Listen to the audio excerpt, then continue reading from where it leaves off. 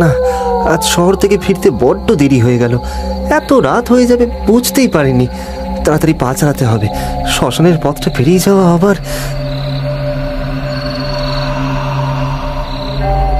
এত রাতে গ্রামের রাস্তায় এই মহিলা কি করছে? গ্রামের মেয়ে বউরা তো এই সময় পথে বের হয় না বলেই জানতাম। কি দেখলাম আমি? কোনো মেয়ে এত সুন্দর হতে পারে? উফ, কি রূপ! ওকে তো আগে এই গ্রামে দেখেছি বলে মনে হচ্ছে না। এসো এসো আমার সাথে। কি হলো? এসো। ও কি আমাকেই ডাকছে? আশেপাশে আর তো কেউ আছে বলে মনে হচ্ছে না। তোমাকেই বলছি, এসো আমার সাথে। না। নিজের মনের দ্বিধা কাটিয়ে লোকটি সেই সুন্দরী মেয়েটিকে অনুসরণ করতে লাগলো। হঠাৎ সে দেখল মেয়েটি শ্মশানের পথ ধরেছে। কি, মেয়েটা শ্মশানের দিকে যাচ্ছে কেন? এখন এই সময় শ্মশানে যাওয়াটা কি ঠিক হবে? কি হলো, দাঁড়িয়ে গেলে যে? এসো আমার সাথে। না, যা হবে দেখা যাবে। আগে যাই তো। এত সুন্দরী মহিলাটি কে সেটা জানতেই হবে আমাকে। এই ভেবে লোকটি আবার মেয়েটির পেছন পেছন চলতে থাকে। ধীরে ধীরে শ্মশানের শেষ প্রান্তে থাকা দেবী ছিন্নমস্তার মন্দিরের দিকে এগিয়ে গেল মেয়েটি। তাকে অনুসরণ করে মন্দিরের চাতালের ওপর উঠতেই দেখল আশেপাশে মেয়েটি কোথাও নেই। কি, মেয়েটা গেল কোথায়? লোকটি মন্দিরের আশেপাশে মেয়েটিকে খুঁজতে শুরু করলো, কিন্তু কোথাও না পেয়ে বেরিয়ে আসতে যাবে এমন সময় আকাশ বাতাস কাঁপিয়ে হঠাৎ করে দূরে কোথাও বাজ পড়ার শব্দ শোনা গেল। আর অন্ধকার মন্দিরের ভেতর থেকে শোনা গেল লোকটির আর্ত চিৎকার।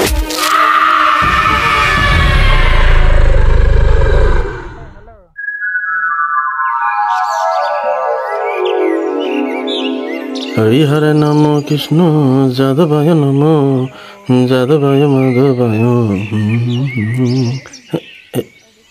এ কি, এখানে রক্ত এলো কোথা থেকে? মন্দিরে তো বলি হয় না। তবে তবে কি মা কুপিতা হয়েছেন? দেবীর অভিশাপ লেগেছে? হে ভগবান, হে ভগবান! না না না না না, এখনই গিয়ে সবাইকে জানাতে হবে। যাই, এখনই গ্রামবাসীদের জানাই। অজপাড়াগা বলতে যা বোঝায়, মহেশের গ্রাম কালিদাহ ছিল ঠিক তাই। এখানকার বেশিরভাগ মানুষই চাষাবাদ করে দিন কাটায়। মহেশ এই গ্রামেরই ছেলে, তবে সে শহরে পড়াশোনা করে কিছুদিন হলো গ্রামে ফিরেছে। আজ সকালে ঘুম থেকে উঠে গ্রামের পথেই সে হাঁটছিল।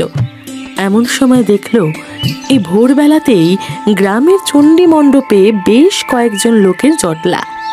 গুটি গুটি পায়ে সেদিকে এগিয়ে গেল সে। গ্রামে এটা কি শুরু হলো মোড়ল মশাই? হ্যাঁ, এবার যে গ্রাম থেকে পাত্তারি গুটিয়ে পালাতে হবে আমাদের। ব্যাপারটা আমাকেও ভাবাচ্ছে পুরোহিত মশাই। সেদিন সকালে আপনি এসে যখন মন্দিরের চাতালে ছড়িয়ে থাকা রক্তের কথা বললেন, ব্যাপারটাকে তখন অবধি সেভাবে গুরুত্ব দিইনি। ভেবেছিলাম কোনো প্রাণীর রক্ত হবে হয়তো, কিন্তু তারপরে গ্রামের জওয়ান ছেলেগুলো যেভাবে নিরুদ্দেশ হতে শুরু করলো, আর মন্দিরের চাতালে প্রতি অমাবস্যায় রক্তের ছড়াছড়ি, ব্যাপারটা। আমি আপনাকে বলছি মোড়ল মশাই, দেবী কোনো কারণে রেগে গেছেন। নয়তো আজ এত বছর এই গ্রামে আছি, মন্দিরে পুজো করছি, কখনো তো এমন ঘটনা ঘটতে দেখিনি। দেবীকে বলি দেওয়া তো কবেই বন্ধ হয়ে গেছে। তারপর আবার সেদিন রাতের আওয়াজ। পুরোহিত মশাই, কি হয়েছে বলুন তো ব্যাপারটা? আর বলিস না বাবা মহেশ, এই গ্রামে দেবী ছিন্নমস্তার অভিশাপ লেগেছে। মায়ের ডাকিনীরা দুদিন আগে অমাবস্যায় সারা রাত গ্রাম জুড়ে নেচে বেরিয়েছে। তাদের হুঙ্কার তো সবাই শুনেছে। আর তাছাড়া গ্রামের সব জোয়ান যুবকেরা হঠাৎ করেই নিরুদ্দেশ হয়ে যাচ্ছে। তুইও একটু সাবধানে থাকিস বাবা। এই মোড়ল মশাই, মোড়ল মশাই, সর্বনাশ হয়ে গেছে মোড়ল মশাই। কি হলো কি? তুমি এভাবে কাঁদছো কেন? আমার ছেলেটাকে কাল রাত থেকে খুঁজে পাওয়া যাচ্ছে না মোড়ল মশাই। তবে কি দেবীর প্রকোপ তার উপরেও? না না না না না না, শোনো শোনো, আমার কথা শোনো। দেবী কখনো তার সন্তানদের মারেন না নিজ হাতে। এর পেছনে নিশ্চয়ই অন্য কারোর হাত আছে। মানে কার হাত থাকবে সেটা তো আমি জানি না, তবে শহরে থাকাকালীন আমার এক বন্ধুর গ্রামের বাড়ি গিয়েছিলাম আমি। তার বাবা একজন বড় তান্ত্রিক। তোমরা বললে আমি তাকে এখানে নিয়ে আসতে পারি। তিনি নিশ্চয়ই কোনো একটা উপায় বের করবেন।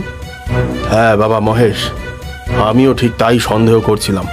তবে আসলে কি ঘটেছে তা কোনো তান্ত্রিকই বলতে পারবে। তুই বরং তোর বন্ধুর বাবাকে একবার ডেকে নিয়ে আয় কালই, নয়তো কোনো বড় অঘটন ঘটতে চলেছে। কথা মতো মহেশ পরের দিনে চলে যায় তার বন্ধুর গ্রামে। সেখানে তার বাবা বীরেশ্বর চ্যাটার্জিকে সবটা জানিয়ে অনুরোধ করে তাদের গ্রামে যাওয়ার জন্য। মহেশের অনুরোধে তান্ত্রিক বীরেশ্বর যখন তার সাথে কালীদহে এসে পৌঁছন, তখন গ্রামে যেন শ্মশানের নিস্তব্ধতা বিরাজ করছে। বীরেশ্বরবাবু প্রথমেই দেখা করলেন গ্রামের মোড়লের সাথে। মহেশের কাছে আমি সবটাই শুনেছি মোড়ল মশাই। গ্রামে ঘটে চলা ঘটনার সাথে দেবী ছিন্নমস্তার মন্দিরের যোগাযোগ রয়েছে বটে, তবে আমার মনে হচ্ছে কেউ দেবীর সহচরী ডাকিনীকে জাগ্রত করেছে এবং ডাকিনী শক্তির অধিকারিণী হতে চাইছে। ডাকিনী শক্তির অধিকারিণী মানে কোনো মহিলা? কিন্তু কেন? হ্যাঁ, মহিলা। কারণ ডাকিনী শক্তির অধিকারিণী কোনো মহিলাই হতে পারেন, আর সেই অধিকারিণী হতে হলে পর পর 51 জন শক্ত সমর্থ যুবককে মায়ের সামনে বলি দিতে হয়। আর প্রতিটা বলির সাথে সাথে সে আরো সুন্দরী, জ্ঞানী ও 64 গুণের অধিকারিণী হতে থাকে। আচ্ছা, এখনো পর্যন্ত কতজন পুরুষ নিরুদ্দেশ হয়েছেন? গতকাল যে ছেলেটি নিরুদ্দেশ হলো তাকে নিয়ে 11 জন। কিন্তু বীরেশ্বরবাবু, যদি কেউ ওদের বলি দিয়েই থাকে তবে তো ওদের দেহ পাওয়া উচিত, তাই না? কিন্তু মন্দিরের চাতালে শুধুমাত্র রক্ত ছাড়া আর কারোর কোনো দেহ পাওয়া যায়নি, কারণ ওই দেহ গেছে রক্তকূপে। রক্তকূপ মানে? এই ডাকিনী বিদ্যার অধিকারী হতে গেলে যেসব নিয়ম মানতে হয় তার মধ্যে অন্যতম হলো রক্তকূপ খনন ও তা বলির দেহে পূর্ণ করা। তা কোথায় আছে এই রক্তকূপ? হিসেব অনুযায়ী ওই মন্দিরের আশেপাশেই থাকার কথা। আমাকে একবার মন্দিরটা দর্শনে নিয়ে যেতে পারবে কেউ? হ্যাঁ, ওই তো মহেশই আপনাকে নিয়ে যাবে। কিন্তু আপনি যে রক্তকূপের কথা বললেন তেমন কিছু কিন্তু আমরা মন্দিরের আশেপাশে দেখতে পাইনি। ওই শ্মশানে কোনো কুয়ো নেই। বেশ, আমি একটু জায়গাটা ঘুরে আসি। কাজ করো, তুমি চলো আমার সঙ্গে মহেশ। এই বলে বীরেশ্বর বাবু আর মহেশ দুজনে মিলে ছিন্নমস্তার মন্দিরের দিকে চললেন। মন্দিরের আশেপাশে বেশ খানিকক্ষণ ঘোরাঘুরি করে বীরেশ্বর বাবু মহেশকে জিজ্ঞেস করলেন, আচ্ছা, এই শ্মশানের শেষের দিকটায় কি আছে বলো তো? ওদিকটায় একটা পচা ডোবা আছে কাকু, তারপরেই ঘন জঙ্গল। ওদিকে বিশেষ কেউ যায় না। চলো তো একবার ওদিকটাতে। এই বলে বীরেশ্বর মহেশকে নিয়ে শ্মশানের শেষ দিকটায় এলেন। ওখানে একটা ডোবা ছাড়া আশপাশটা পুরো ঝোপঝাড়ে ভর্তি। তবে একটা জায়গায় নজর আটকে গেল দুজনে। ডোবার ঠিক পাশে এক জায়গায় ঝোপঝাড় পরিষ্কার করে একটা বেশ বড় গর্ত করে রাখা হয়েছে। তার আশপাশটা দুর্গন্ধে ভরে গেছে। দুজনে ওই গর্তটার দিকে এগিয়ে গিয়ে উঁকি মারতেই তাতে তাদের শির দ্বারা বেয়ে একটা শীতল স্রোত বয়ে গেল যেন।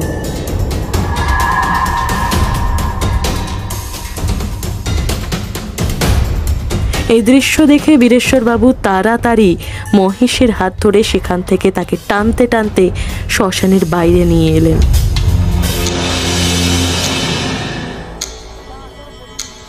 এটা আমি কি দেখলাম কাকু? কে কে করছে এইসব? হে ভগবান, আমার গা লাগছে। এক্ষুনি এক্ষুনি গ্রামের সবাইকে ব্যাপারটাকে জানাতে হবে। না মহেশ, এখনই কাউকে কিছু জানাতে হবে না। এতে গ্রামের লোকেরা ভয় পেয়ে যাবে আর বিপদের সম্ভাবনাও বাড়বে। কিন্তু কিন্তু কাকু, আর কোনো কিন্তু নয়। এই গ্রামের সকলের ভালোর জন্য এই মুহূর্তে তোমাকে কথাটা গোপন রাখতে হবে। তার আগে আমাকে জানতে হবে এই কাজটা কে করছে। কিন্তু কিভাবে জানবেন কাকু? আমার বিশ্বাস এই কাজ কোনো সাধারণ মানুষের নয়। তাই আজ রাতে এই শ্মশানেই আমি চন্দ্রদর্শনে বসব। চন্দ্রদর্শন? চন্দ্রদর্শন কি কাকু? চন্দ্রদর্শন এক জটিল তন্ত্রক্রিয়া, যার মাধ্যমে এই ঘটনা কে ঘটাচ্ছে, কেন ঘটাচ্ছে, তার সবটাই আমার কাছে পরিষ্কার হয়ে যাবে। এখন তো প্রায় সন্ধে হয়েই এলো। এক কাজ কর, তুই বাড়ি যা। কাল সকালে সবাইকে নিয়ে চণ্ডী মণ্ডপে উপস্থিত থাকিস। ঠিক আছে কাকু, তুমি সাবধানে থেকো।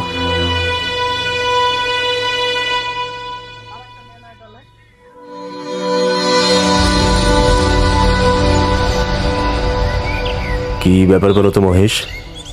সেই কখন থেকে বসে আছি, তোমার বন্ধুর বাবার তো কোনো দেখাই নেই। আজ সকালে মন্দিরে পুজো দিতে গেলাম, আশেপাশে তো কাউকে দেখলাম না। তবে কি তারও কোনো ক্ষতি হলো নাকি? মা তারার আশীর্বাদ রয়েছে এই বীরেশ্বর তান্ত্রিকের ওপর। কে ক্ষতি করবে আমার? এই তো কাকু, তুমি এসে গেছো। কিছু জানতে পারলে? অনেক কিছুই। তবে সেসবের আগে তোদের একটা গল্প বলি, শোন। আজ থেকে বেশ কয়েক বছর আগে এই কালীদহের পাশের গ্রাম মাটিগাড়ায় এক ব্রাহ্মণ বাস করতেন। তিনি তন্ত্রবিদ্যাতেও পারদর্শী ছিলেন, তবে তিনি ছিলেন নিঃসন্তান। বহু বছর সাধনার পর মা ছিন্নমস্তার বরে তার এক মেয়ে হয়। সেই মেয়ের নাম রাখেন তিনি দুর্গা। দুর্গা ছিল অপরূপ সুন্দরী। সে যত বড় হতে থাকে তত তার রূপ যৌবন ফেটে পড়তে থাকে। একদিন সে তার গ্রামের পুকুর থেকে স্নান করে ফিরছিল। সেই সময় এই কালীদহের জমিদারের ছেলের নজর পড়ে তার ওপর। আরে সুন্দরী, এত তারা কিসের? একটু দাঁড়াও, একটু দেখি তোমায়। কে আপনি? হাত ছাড়ুন আমার। কেউ দেখে ফেললে কলঙ্ক রটে যাবে আমার নামে। ছাড়ুন। আমি যে তোমার অনুরাগী গো। হ্যাঁ, লোকে দেখলে দেখুক।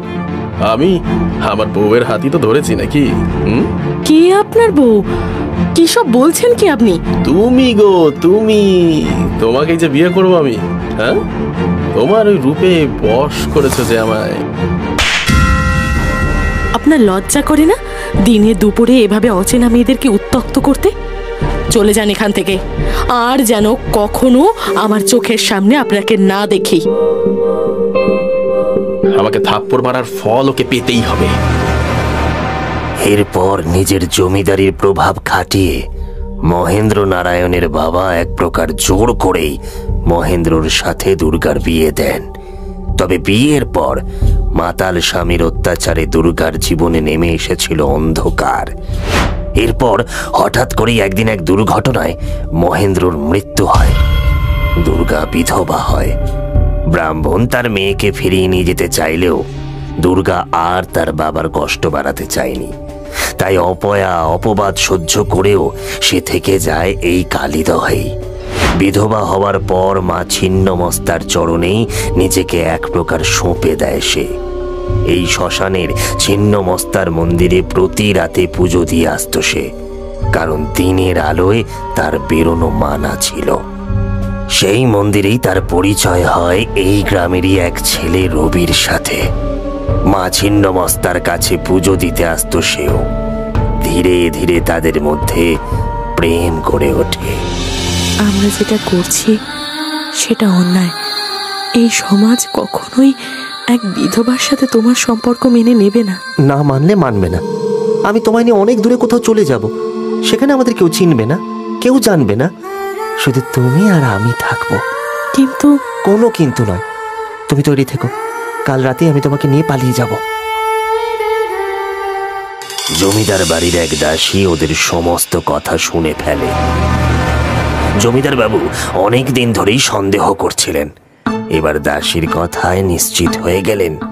পরের দিন রাতে দুর্গা যখন রবির সাথে দেখা করতে শ্মশানের ছিন্নমস্তা মন্দিরে গিয়ে পৌঁছায়, তার পেছন পেছন জমিদার নিজের কয়েকজন লেঠেল আর গ্রামের যুবক ছেলেদের নিয়ে পৌঁছে যান সেখানে। প্রথমেই ওদের দুজনকে গাছে দড়ি দিয়ে বাঁধেন তিনি। তোর এত বড় সাহস, আমার গ্রামে থেকে আমারই বাড়ির বউয়ের সাথে ফষ্টি নষ্টি করিস? আর বৌমা, ছি ছি ছি ছি ছি, কুলটা মেয়ে ছেলে, আমার ছেলেটাকে মেরে এখন তুমি এই সব করে বেড়াচ্ছ? জমিদার বাবু, বিশ্বাস করুন, আমি দুর্গাকে সত্যি খুব ভালোবাসি। ওকে নিয়ে এই গ্রাম ছেড়ে আমি চলে যাব। আমাদের যেতে দিন, আমাদের ছেড়ে দিন। বাবা, আপনি আমাকে যা শাস্তি দেবার দিন, কিন্তু ওকে কিছু করবেন না। এখনো পিড়িত উপচে পড়ছে। এই দুটোকেই চালিয়ে ওই শ্মশানের পেছনে ডোবাতে ফেলে দে, কেউ যেন টের না পায়। আমার পরিবারের বদনাম হোক আমি চাই না। জমিদারের কথা মতোই কাজ করে তার লেঠেল ও গ্রামের কয়েকজন ছেলে। তবে দুজনকে পোড়ানোর আগে রবির চোখের সামনেই সকলে মিলে করে দুর্গাকে। তারপর ওদের পুড়িয়ে ওই ডোবার মধ্যে ফেলে দেয়। এসব আপনি কি বলছেন বীরেশ্বর বাবু? আমাদের গ্রামে এত বড় একটা ঘটনা ঘটে গেল আর আমরা কিছুই টের পেলাম না। টের পাননি, কারণ সবটাই ঘটেছিল রাতের অন্ধকারে, আর জমিদারের নির্দেশে কেউ মুখ খোলেনি। জমিদার বাড়ির লোকজন তো বলছিল দুর্গা নাকি বাড়ি ছেড়ে পালিয়েছে। ওর বাবা মাকেও তো পাশের গ্রামে আর পাওয়া যায়নি। তা তো বলতেই হতো। আর ওর বাবা মাকে পাওয়া যায়নি কারণ তন্ত্র বলে ওই ব্রাহ্মণ তার মেয়ের উপর হওয়া অত্যাচারের কথা জানতে পেরে তার দেহ সেই ডোবা থেকে তুলে নিয়ে যান পরের দিন রাতে। তারপর দীর্ঘ সাধনার মাধ্যমে ডাকিনীকে আহ্বান করে মেয়ের আত্মা সেই শরীরে প্রবেশ করান। অবশ্য তার জন্য তাকে নিজের প্রাণ বিসর্জন দিতে হয়েছিল। ব্রাহ্মণের স্ত্রীও নিজের মেয়ে ও স্বামীর এই অবস্থা দেখে প্রাণ ত্যাগ করেন। তবে কি দুর্গাই এই কাজগুলো করছে? হ্যাঁ, নিজের ওপর ঘটে চলা অত্যাচারের প্রতিশোধ নিচ্ছে ও। ওর অপরাধীদের শাস্তিও দিয়েছে, তাতে আমি খুশি। কিন্তু ওর প্রতিশোধের কোপ গিয়ে পড়ছে গ্রামের সমস্ত নিরপরাধ ছেলেদের ওপরেও। তাদেরকে যেভাবেই হোক আমাকে বাঁচাতেই হবে। কি করবেন আপনি কাকু? আজ রাতে ওই কুয়োর সামনে আমি যজ্ঞে বসবো। তোমরা আজ কেউ বেরোবে না ঘর থেকে। আমি দেখছি কি করা যায়। রাত বাড়তে শ্মশানের শেষ প্রান্তে রক্তকূপের সামনে যজ্ঞে বসেন বীরেশ্বর বাবু। এক মনে হাকিনী মন্ত্র উচ্চারণ করতে থাকেন। ডাকিনীকে বসে আনতে এই মন্ত্রই একমাত্র কার্যকরী। হঠাৎ রক্তকূপের দিক থেকে একটা অদ্ভুত শব্দ উঠতে থাকে।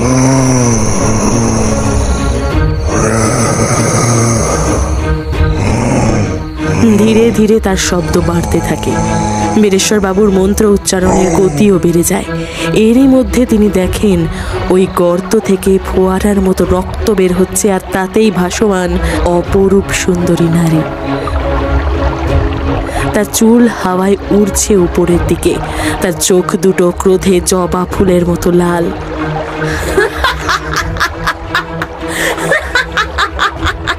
আচ্ছা, তবে এখানেই আশ্রয় নিয়েছিলে তুমি? তোমার সব কথা আমি জানি দুর্গা। কি ভয়ানক অত্যাচার করা হয়েছিল তোমার আর তোমার প্রেমিকের উপর, কিন্তু যারা এসব করেছিল তারা শাস্তি পেয়েছে। তুমি নিরপরাধ এই লোকগুলোকে ছেড়ে দাও। নিরপরাধ? এদের সবার নারীদের ওপর লোভ। সবাই আমার রূপ দেখে আমাকে পাওয়ার জন্য পাগল হয়ে উঠেছিল। এরা আমার জীবন শেষ করে দিয়েছে। আমি এদের কাউকে ছাড়বো না, কাউকে না। এই গ্রামে তুমি তোমার ভালোবাসার মানুষকে পেয়েছিলে। এখন যারা আছে তারা সবাই কেউ না কেউ, কারোর না কারোর আত্মীয়, কারোর না কারোর বন্ধু। তাদের ক্ষতি করো না তুমি। এরাই আমাকে পশুর মতো ভোগ করেছে, ওদের আমি ক্ষমা করব না। তুই আমাকে বাধা দিতে এলে তোকেও আমি মেরে ফেলবো। এই বলে দুর্গা এক বিভৎস রূপ ধরে দুহাত বাড়িয়ে বীরেশ্বর বাবুর দিকে এগিয়ে আসতেই হঠাৎ পেছন থেকে একটা ডাক শুনতে পায় আর থমকে দাঁড়িয়ে পড়ে। দুর্গা, দুর্গা, দুর্গা! রবি! দেখো সাবিত্রী, তোমার রবি তোমাকে ডাকছে। তুমি যেমন মুক্তি পাওনি তেমনি ও পায়নি। আমি জানি তোমার রাগ এত সহজে শান্ত হবার নয়, কিন্তু আমি রবির মুক্তির ব্যবস্থা করছি। এবার তুমি ঠিক করো, তুমি ওর সাথে যাবে নাকি প্রতিশোধ নেবে? রবিকে দেখে ততক্ষণে দুর্গা ধীরে ধীরে শান্ত হয়েছে। সাধারণ গৃহবধূর মতো পরনে সাদা থান, মাথা ভরা চুল, আর কি মায়া ভরা মুখ। তুমি অনেক কষ্ট পেয়েছ, তেমনি অনেক বলি দিয়ে পাপও করেছ। এই সুযোগ দুর্গা তোমার মুক্তির। তোমার ভালোবাসার মানুষের সাথে তুমি চলে যাও। দুর্গা যেন রবির অপেক্ষাতেই ছিল। বীরেশ্বর বাবুকে কিচ্ছু না বলে ধীরে ধীরে রবির হাত ধরে সে নেমে যায় রক্তকূপে। বীরেশ্বর বাবু সেই রক্তকূপে যজ্ঞের জ্বলন্ত কাঠ ফেলে সেখানে থাকা সমস্ত মৃতদেহ পুড়িয়ে তাদের মুক্তির ব্যবস্থা করে দেয় এবং মোড়ল মশাইকে বলে চিরদিনের মতো সেই ডোবা ও গর্ত বুজিয়ে ফেলেন।